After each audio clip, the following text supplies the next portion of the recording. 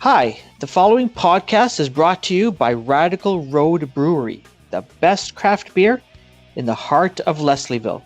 Find them at 1177 Queen Street East. That's Radical Road Brewery.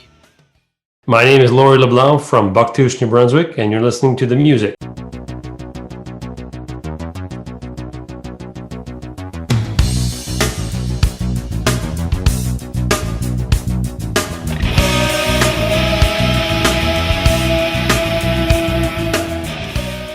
Welcome. Laurie, it's so great to have you join us tonight. We really appreciate your time. So thank you.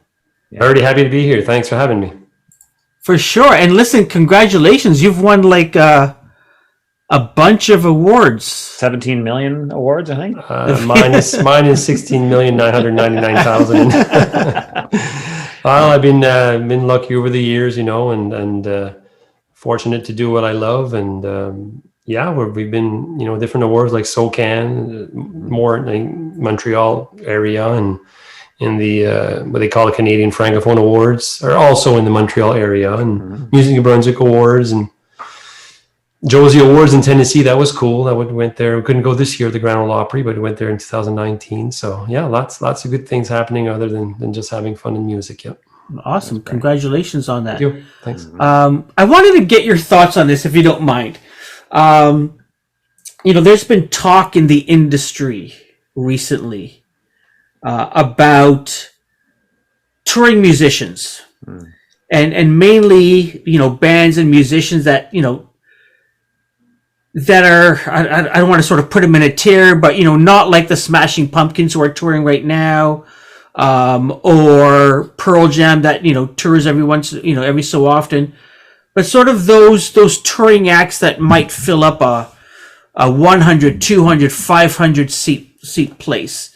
There's a couple of bands that have written stuff on Instagram, and recently, Toronto area musician by the name of Cadence Weapon talked about going on tour after winning the Polaris Music Prize, and coming back in the hole.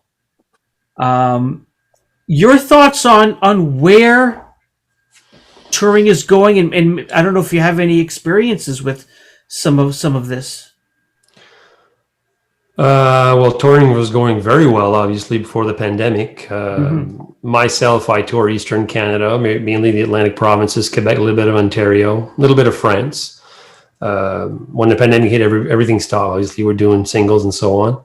As far as the cherry being a prize, if you win any type of prize, it's flattering. The industry recognize what you're doing, and everybody that's surrounding you with your team, right? Because you have different people that are management and co-writers and the band that's with us all the time. It's always nice and flattering, and it's always on the management or even booking agent side. It's something that they can help sell and so on, and it's souvenirs for the hutch in the living room for later on in life.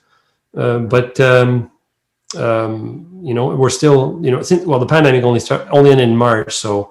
But everything seems to be back to normal since then, as far as touring, and hopefully it'll stay that way, I guess, as far as any shows.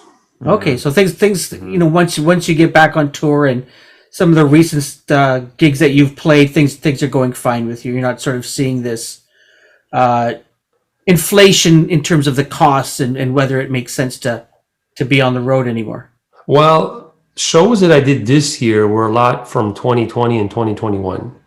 The contracts being done back in 2019. Okay. So management was telling me, price of hotels on the road while we get there and so on, or mostly gas with 2 or 3 vehicles, being the musicians, the sound guy and so on. We have our own vehicle and stuff. So should we attack to try to get more money and stuff like that? We decided not to. It was signed then, and whatever we were losing, we just wanted to, because they were good clients and so on. So we did half of the shows this year were probably rescheduled. The others were new. Yeah. But it is people that are calling for a lot for next year. We've had Christmas shows up until December and stuff this year, but people are calling for next year. The price really has to go up. We have to you have to adjust all that, being hotels at $300 a night, and gas for me to get to Montreal, which is 12-hour drive or 10-hour drive, is $400 or $500 a vehicle. So everything is up everywhere, not just as far as us being concerned. So far so good. We're every people are understanding, but it's we're giving prices out there. People are asking for prices for different festival venues, theaters, or whatever else for 2023 mainly. And you give 2 or 3 prices, you get, or 10 prices, you get 2 or 3 depending. It's all about what you're offering, how many years you've been at it, your marketing. And having a show, which is a 90-minute show we've been doing. We have a new album out, new show next year. But it's give and take. It might still be too early to find out a lot of them, because a lot of them might be only jumping at us in the early year, in the early new year. A lot of them are fall, but some are early winter type offerings for summer outside festivals or whatever else. Yeah, interesting. Let's talk about you now.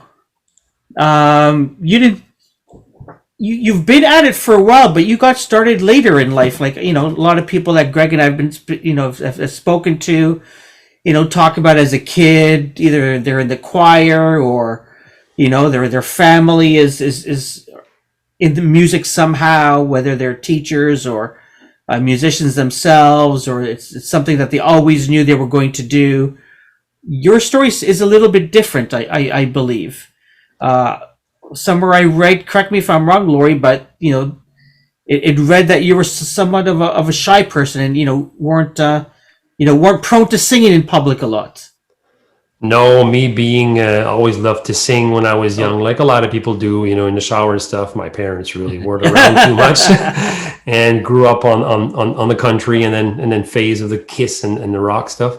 So yeah, I just love singing, and I being love to design. I'm a civil engineering technician. Went to college and graduated, and worked for engineers a bunch up until probably 2008 or 9, where I started my own office and doing designs for different engineering firms and stuff, and still continued to sing. My wife's sister, which is now my brother-in-law, right? He plays guitar, and when we're all going out, we'd go to parties, and then he was playing with bands, so I ended up singing a few songs. Oh God, you can sing, you should sing.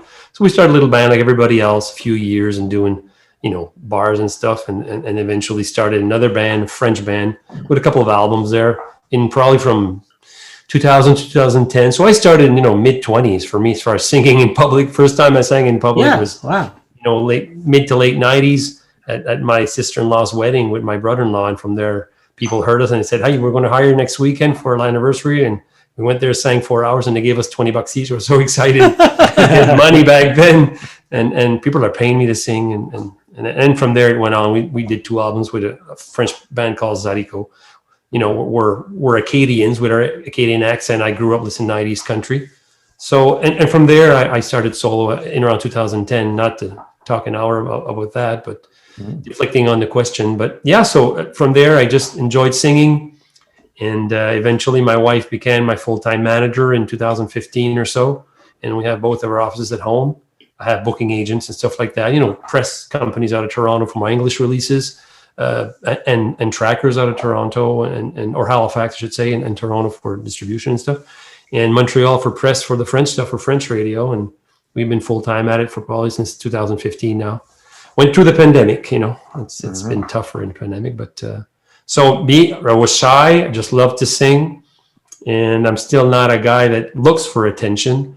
I'm not an attention getter. I just enjoy singing, and when I get on stage, it's all about the people, trying to sing songs that people then enjoy or connect to, and simple stuff with my guys that do shows with me all the time, and we're having fun and we're making a living. So it's the best thing, I guess.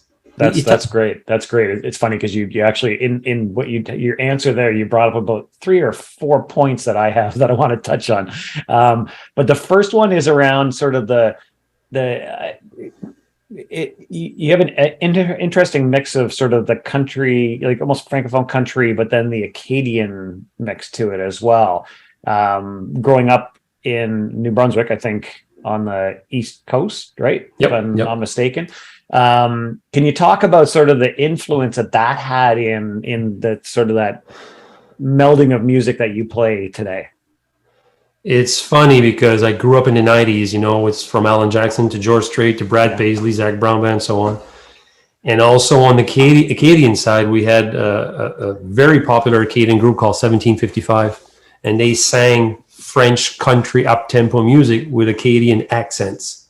Now, Acadian accents can be mixed with all Acadian words, also with English words.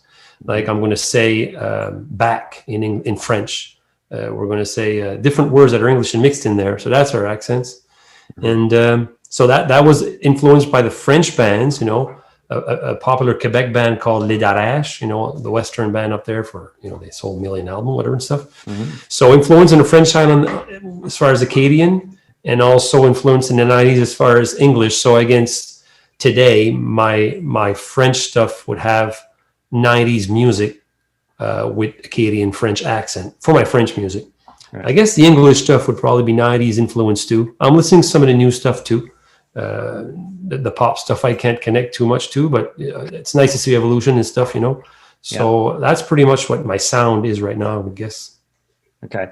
And it's interesting because that goes into the topic that I want to talk about is just like, you've written in French and you've written in English, and I wanted to sort of explore what the differences are for you. I don't even know if there's challenges, but like, in terms of the writing and the process of the writing and the recording from the French, I mean, maybe it's because it's my base language. I tend to go to,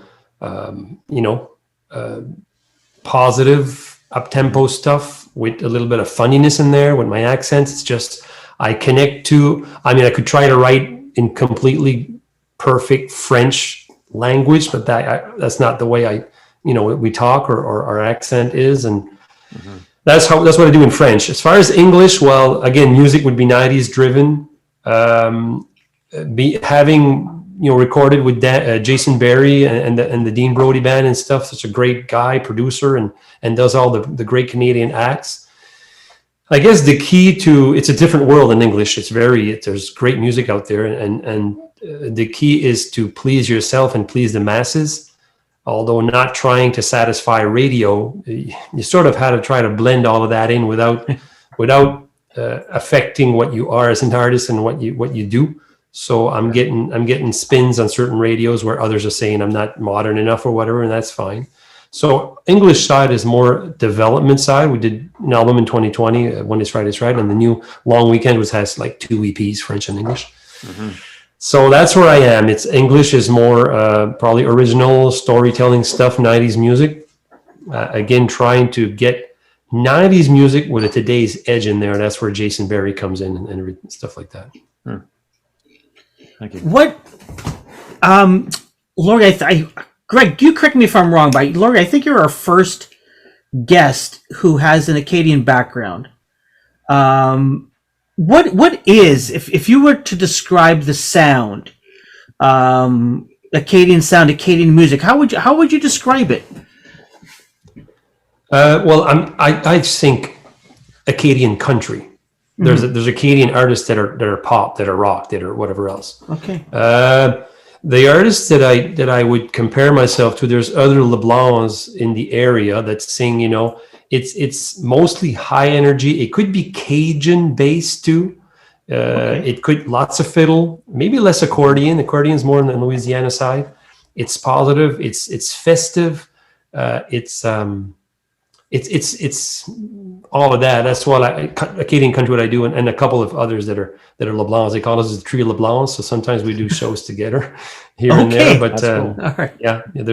Anyway, we're all from Bucktouche. It's a small town, about 2,000 people for population there. But there must be something in the water. You're all music I don't stars. know. I tell you a short story, but I was younger then, but Bucktouche just loved George Jones, or traditional based people, a lot. And George Jones came once to play in Bucktouche at the racetrack or whatever. And it was just crazy. They were, grabbing on stage his legs and stuff. And he only ended up like playing half an hour. And I think on the TV show, he said one of the worst plays he played. The hardest place to play was in Bucktouche. He was keeping the monitors from cranking up. People were just crazy. They're just like a religion up here, the George Jones thing, So just heavy traditional bass people here. Good to know. You talked about writing songs for radio, and you're the first guest that has actually said that. A lot of people that we've been speaking with, are talking about, or we ask them, how do you write for today's climate where there's algorithms involved on things like Spotify and SoundCloud and such. But tell me about, and this might be sort of the difference between what Gregg and I are familiar with in terms of English music and English pop versus still in Canada, but French music. And Gregg and I have done work in the past in media and understand that there's a star system in French Canada. Talk to us about sort of this Francophone community of music and the media that goes into support it and radio and actually writing for Francophone radio. I would say for me, Francophone, when I started back in 2010, was a lot of community radio driven. A lot of local community stations were playing. I think in Quebec, out of all of Quebec, as of maybe 1 or 2 years ago, there wasn't one commercial country radio station. They were all community-based or weekend-based volunteers. Now I think we have 3 radios that are really, really well distributed in Quebec near Montreal called Hit Country Radios. And they're playing country songs from Francophone, Atlantic, and Quebec artists, plus Canadian and US-based artists. So basically, if I have a song that's released to radio, it's sent across Francophone Canada, parts of Europe, Belgium, and so on. And but there's not too many separate Canadian Francophone country commercial stations. I should say something like that. But yeah, that's the way it goes. Obviously, if we get into Spotify, one of my songs made number 1 in Canada for iTunes Francophone sales back in 2016. It's called Moito Moito. Yeah. And I think the first day I had like 50,000 hits and I had like $170 because it pays 0.004 cents a spin. So, you have to be there. That's Spotify. And when you get into, satellite radio, CBC, Francophone country, that's a lot different. So a lot of community channels for the French, some commercial are spinning my stuff because I'm considered a little less Western. I'm considered somewhat modern for Francophone country, I should say. Not Canadian English country, but for Francophone country. Interesting. Yeah, you mentioned about CBC. So how supportive? Maybe that's a loaded question, but like how supportive is Radio Canada in terms of supporting yourself and other artists of like Francophone artists? Well, Radio Canada doesn't play much country at all on the radio side. I wouldn't say they could add 1 or 2 spins. I got a song called Country Reggae, which is country and reggae based. There's 2 of them. I'm one of the lucky ones because my style is crossing over a little bit more to the modern side for the Francophone music. So, as far as CBC, which is now switched to top of the country, my English stuff is playing there pretty much as it was for CBC country. And the French side, they used to have Franco country, but now we switched to Roots, which is Racine, which is still, but I may be deflecting off the question. But yeah, the Radio Canada isn't spinning too much. Not too many commercial French country stations for us. Interesting. How challenging was it writing your English album, your first English album? The first English album, I didn't write any of it myself. I had written a few songs, from 1 to 2 songs on my French albums, like the first ones, and I didn't feel comfortable writing the songs. Plus, I was lucky to work with Jason Berry, the Brodios, and it was a big production. I wanted something nice, and I was able to meet great writers, talk to out of the States. I went to France to play, and I met Don Mescall.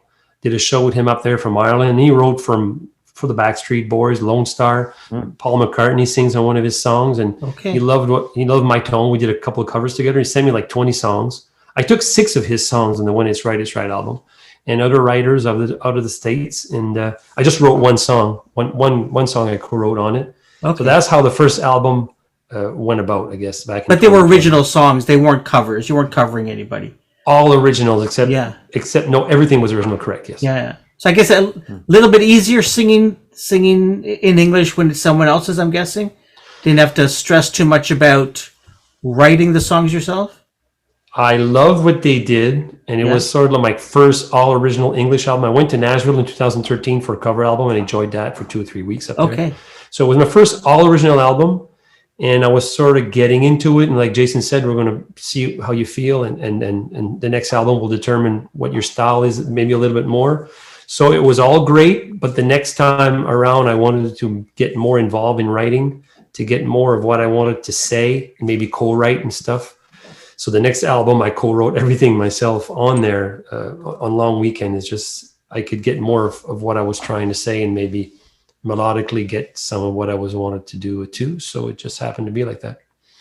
So when you talk about Long Weekend, it's interesting because you mentioned earlier about your wife, Jeanette, correct? Jeanette? Yes, correct. Yes, Jeanette, thank you. In terms of, her, I want to talk to you about what it's like for your wife to be a manager, because as an ex-musician, I can't even fathom that. But on Long Weekend, she co-wrote, I think, the song Long Weekend with you, if I'm not mistaken. So would love to sort of dive deeper into that with your relationship with Jeanette, both as a songwriter, but also as a manager. It all started way back in early 2010 and 12. Somebody would call, and I wouldn't want to answer myself, so I say, you got to answer and say you're my manager. It looks better. That was how it started. She had her own bookkeeping office, full-time clients and stuff. So, but I had a bunch of songs from lots of people. Jeanette is a very imaginative person as far as ideas, songs, lyrics, hooks. I'm a melody guy. A lot of melodies come in my head, and then we go from there, from what I have written down and stuff. So we looked at everything we had. We had a couple of songs. The title was Long Weekend because it can be said French and English. It's bilingual. And we had 2 videos of that same song and released in 2 separate markets for the branding. And the rest just came after the fact that we were 2 years in a pandemic. We were at our family camp in the winter in 2021, whatever. And we had a few songs written down that talked about summer and positive stuff and a cool vibe. So it went from there, started with Long Weekend and the French side barbecue dance and vacations and camping. And so we looked at everything and all the songs we had and mixed everything together, ended up having 12 songs that I co-wrote, and Jeanette having to have the co-written songs with me. So, but the management side, that's a whole pair. That's a whole different pair of legs, because holy geez, we manage together, I should say, but she does everything that are my weaknesses, which is administration, which is booking, which is finances, which is everything else, putting the shows together, and also some co-writing too. So everything, the press, the tracking, everything else is all people that I work with outside of our office. So it can be, but she's most of the time right, although being the husband, I tend to sometimes say no right away. And then eventually I think about it for a long time. And most of the time I say yes, because I feel it's right. But it's completely different than having a stranger manager. That's for sure. Yeah. So it has its advantages and disadvantages too. Yeah, no doubt. Yeah, I can't even. Yeah. Anyway, it's 24 hours a day and 2 offices at home and stuff. Yes. Yeah. It's funny because you mentioned about Long Weekend, and what I learned listening to the song, the French version of the song for Long Weekend, was Marshmallow is also both English and French, if I'm not mistaken. Am I correct with that? Correct. We have a lot of English words. We say camping in French and marshmallows, and probably a bunch of words in there that are English. Yeah. Look at you, Gregg. Gregg is becoming bilingual. Yeah, there you go. It's my grade 10 Ontario high school French coming through. It is not that at all. It's well, you could say, sent an email. Sorry, go ahead. You could say oui and no, yes and no, probably. Yeah, I can, and I can order it Tim Hortons Double Double. There you That go. was funny There because you go. when we were, I was in a band back in the day, and we played Shippigan, which I think was one of our last shows on the East Coast tour. And I was the only one that could walk into a Tim Hortons in Quebec and actually order everybody's coffee. It was, again, I can't do a lot, and I can't say a lot of things in French, but I was at least able to order coffee. Okay, so Greg, let's test you. You're driving up, No. drive through Tim Hortons, order a double double in French. Think English. There's only one word I would say different. Oh, really? Yeah, I would say medium double double, which is one medium double double. Oh. We always, yeah. It's funny because I was like, I'm like du sucre et du lait, and like I'm breaking it down, and I don't know. Yeah, well, of course, if you want sugar and milk, I'd probably say sucre and lait, but a medium double, else I would say if it's just double double, yeah. There you go. They were as soon as you walked out of that store, Greg, people were laughing behind your back. Oh, totally. I totally get that. I 100%. Shippigan are good people. Yeah. That was a good That time. is nice. That is That's nice. good. That's good. So this new album, Long Weekend, how has the reception been, and what are the plans to tour and support the album? Well, we're tracking singles. We have, RDR on Ontario and Eric Alper and trackers out of Halifax and stuff too. So yeah, well, the first single was Long Weekend, and the results have been great. We have different provinces that are spinning more than others. Saskatchewan has been heavy, the Maritimes obviously and stuff. Ontario is hard. Commercial radios are hard. Obviously, they get cons coming in every day, every week, and that's why I'm saying English is a different world for a newcomer or non-big label signed or whatever. You're the Dean Brodys, the Brett Kissels, everybody on there. And so yeah, the things are good as far as everything else. The radios are spinning. Other than that, and we're putting a show together for development English shows, because most of my shows are French or can be bilingual, but we're trying to get into doing English shows. And one of the things is that if you're very well established doing French shows and you're getting very good fees, and you're going somewhere where nobody knows you in English and they're offering you very, very smaller fees for development, it's a thing that's not too easy to do. You gotta go where the money is. Well, you want to refuse, it could be 20, maybe, I don't know, 30% of what I'm used to getting in French, because that's a different, it's a different world. Yeah. Yeah, absolutely. And does that take you? So I'm that takes you to the Maritimes. That takes you into Quebec. Does that take you anywhere in the States? You talked Belgium and France earlier on. Like where would a mainly French, if not an exclusive French show, take you?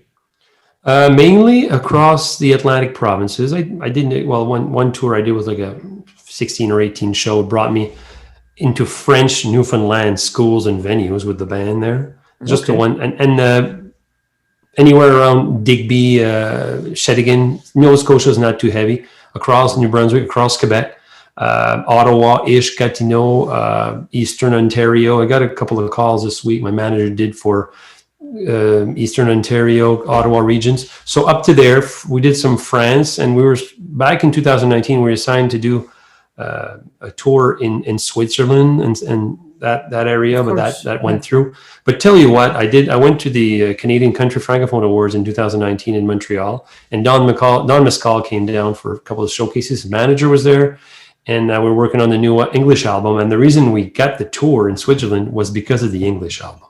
Oh, really? They have no idea what I'm saying, but they find it very exotic for someone to sing in English and being comfortable with it.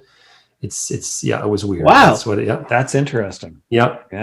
And Quebec is sort of the same. Quebec Matt Lang, right? Is Quebec doing very well, and he's filling up everywhere, and he's a local person. But yeah, they find it exotic to have an English person singing comfortably in English, although they barely know a word. Yeah. Oh wow. Yeah. I did not know that. Are you already starting work on a new album, or is the focus really on supporting this one? We're supporting this one. We have a French and English singles planned. The song I'm going to sing later is called "Floatin'." That'll be released probably in February or March, and the French version is called "It's Cocktail Time." Guilty Cocktail from the French radios.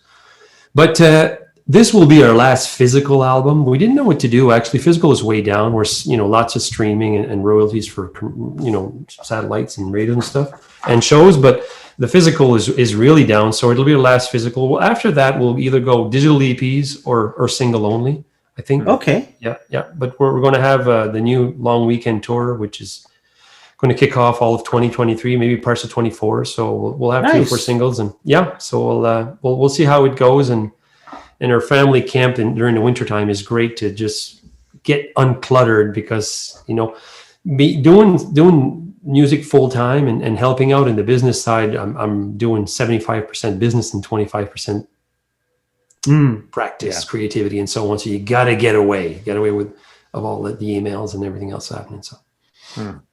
It's interesting, and it's a topic that we've discussed with a number of artists from very young who are used to the new releases of singles and maybe EPs to more established. I'm not saying we're old. I'm not suggesting that. we're not in our teens anymore. We're not 18 anymore. Yes, correct. But it's interesting that the industry has moved towards that. Releasing singles and releasing EPs. Like I don't know if you're familiar with the band Alexis on Fire, but they released album after album and then called it a day. And then they just started trickling out singles because they said, that's fun. We get together, we create a single, or we create an EP and we put it out. What are your thoughts on, the industry today? And as you said, you're going to be putting out singles and EPs rather than focusing on albums. We try to be proactive. We try to think ahead. You want to be where, that's our opinion. You want to be where the public is, and it's Apple Music and streaming and what's next, right? You want to have videos on YouTube or whatever, professionally done videos, although it's costing you, from $2,000 to $5,000 per video. And are you making direct money on that? No, but you're looking, what's the best place for investment? And I forget your question now. I'm detracting there. No, just in terms of the shift many artists are taking from albums to releasing singles and EPs. My clientele on the countryside was fairly good as far as physical sales, but I actually don't mind when I look at a full album of 10 songs or 12 songs. And if you're making it at the level that I was doing with Jason Berry, it's a good chunk of change, but you get a very high quality product.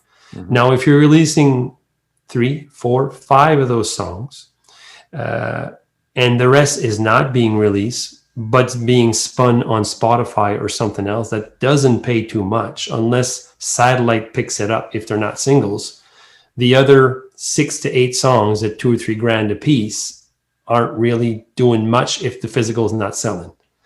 So at least if you're recording singles or a bunch of co-writing or a bunch of songs you like, a few demos, you choose your singles for the year, whatever, that single is chosen, recorded, released, tracked, and pressed or promoted, I should say, and hopefully added while you only have a video, tracking, press, and single to pay. So every song is able to be out there and maybe generating something other than just being on an album.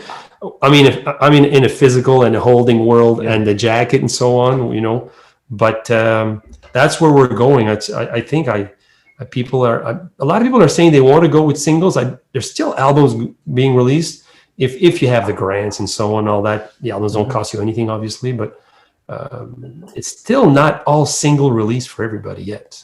Yeah. Oh, no, I'm not suggesting it is, but it just seems like more the younger crowd that we talk to are just really look at it that way. Like not that they don't think of the album, but many are just thinking of that sort of single EP release cycle versus doing a full album. So. Yeah. Does it give you the same press? I don't know. If you look at the big boys and they get this big press hype for an album coming out still, compared to just singles, it's maybe not quite the hype that an album would have, but but probably the way to go. Yeah, maybe one day we could all be like Taylor Swift and have every single song on one album be in the top 10. Can you imagine? That's 10 songs. I mean, that was unbelievable. All 10 top 10 songs. Incredible. It's insane. I mean, when she first sang, I think on one of the awards show, she was really young. She sang a song that talked about Tim McGraw, one of her first singles. Yeah. And I told my wife, I said, my God, that girl is so flat when she sings, with her style of being lazy on her vocals and stuff. But man, people grabbed to it, and she crossed over and became unbelievable, So yeah, huge. Yeah. Laurie, I understand you might have a song for us. I don't know if you want to grab your guitar, then we could talk about what you want to play.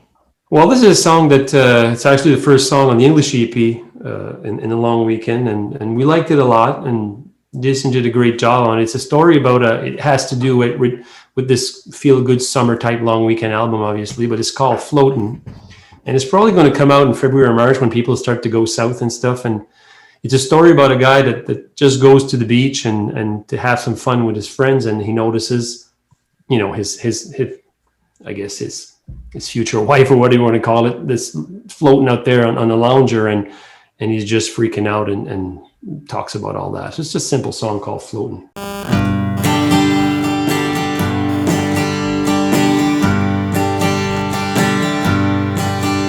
At the beach for a little bit of fun, catching waves and a little bit of sun. Life is good, life is grand, with an ice cold drink in my hand. And something caught my eye in the water. Nothing else really didn't matter. From where I stand in the sand, she's a 10 with an already perfect tan. I thought, man, oh man, floating, stretched out in that lounger, floating. I could be her lifesaver if there ever was such a thing as love at first sight. Well, there she is, she's floating. The guys all around are looking when their girlfriends aren't really watching. What to do, what to do, what to do when the one is so close to you. But yet so far she's floating, stretched out in that lounger, floating. I could be her lifesaver if there ever was such a thing as love at first sight. Well, there she is, she's floating, floating, floating. There she is, she's floating, stretched out in that lounger, floating. I could be her lifesaver. There she is, so far away, she's floating. There's a virtual live for you. Well done. Well done. Thank you so much. Yes, thank you. Thank you. Thank you. Yeah. She's a 10 with a tan, or she's a 10 with a perfect tan. That's well, nice. where I stand in the sand, she's a 10 with a perfect tan. Yeah. That is nice. That is nice. Awesome. Let's talk about lost venues. We have this segment called Lost Venues, Laurie, where we talk about where our guest talks about a venue they've played in the past. And maybe they have some fond memories, maybe they have some horror stories, but the venue no longer exists. I wonder, Laurie, if you have such a venue in mind. Thinking about different places that I played, I guess it's a simple location that I used to play with one of my French groups, before I went solo. And it was an annual event in a wharf not far from here. And a friend of mine used to do it every year, the whole Sunday we'd have bands there and stuff. And he did that to raise money for his hockey team. So I played there every year, and we had lots of fun there. And after 10 years, they stopped because well, mainly the guy that organized it got into an accident, and the guy passed away. So it was a tragic story, but it ended all there. So we obviously the show wasn't done anymore. But that was a fun time. We did it for 10 years, and there's a song in one of my albums called it was called the Polka Run of St. Thomas. Because fishermen boats, I guess the boats for the fishermen were all coming at that location, and then leaving to go to 5 different wharfs to grab a card for a poker hand, and then end up back at that wharf where the music was and the prizes and stuff. So it's called the Polka Run of St. Thomas. So that was a story. I couldn't think of any other venue that I've played where that wouldn't be there. Mainly we played big tents and arenas and outside stages. So most of the time the tent is in and out or the arena's still there. But that's about it that I can think of, really. Awesome. That's great. One of the things I want to talk about, I think this might be a flyer, and I hope I got this right. Do you share, from a motivational perspective, books and stuff that you enjoy? Am I correct with that statement? Yeah. Do I do reading? Do I do some reading? What I was wondering was, not wondering, where I wanted to go was, one of the books I just finished listening to, although I've been a huge fan of this author for a long time.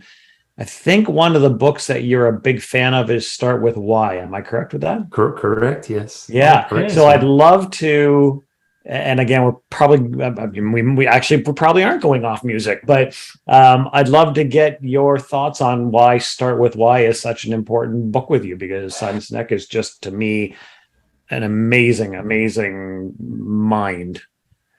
Yeah, if I can remember, it's been a while. I do lots of reading in the morning on motivational books and positive books and whatever else. If I can remember correctly, well, obviously, why do you do what you do, I guess? And then ask the question is why? So probably in there was different people doing different things, business people, the guy that started Walmart or different branches that did it, service. Basically, service is first and the rest will come after. So if I'm doing music, why do I do it? And the question is because I love it, and I like to make people happy. I like to serve. You can call it serve. But I can't remember all of that book, but the why is very important, because I've had jobs that I hated. I'm doing probably more money doing engineering, right? Concepts of bridges or whatever else. But we're really more happy now in what we're doing. And so that would be why, I guess. No, it's great. There's other great books too. But and doing my research, I came up upon that. That's one of your books that you had recommended, and I thought that's interesting because